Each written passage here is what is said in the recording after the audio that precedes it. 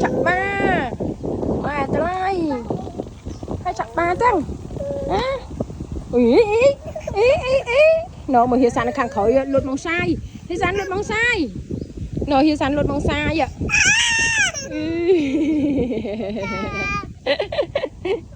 con cá với con ơi nào mà hiền sản là vải đấy hiền sản vải đấy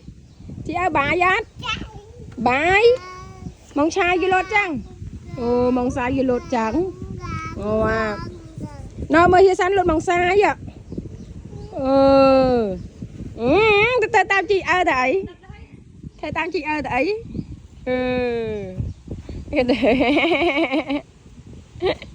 à sưu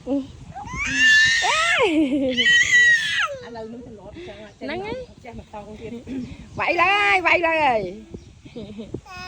cái thứ ra mở mốc bây giờ ui mốc à bác khôi về à sưu chặt tay ạ cái thứ ra rồi vậy thế ấy là hả ê thế này à là có bắp bơ à là có bắp bơ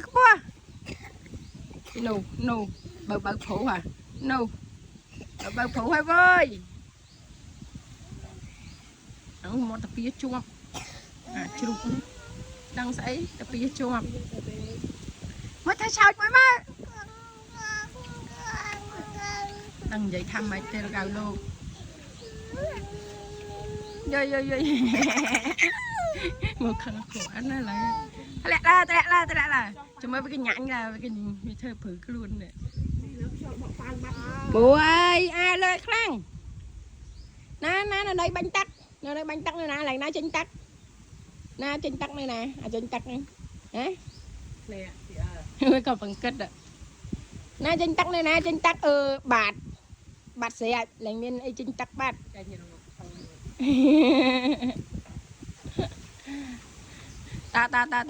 ta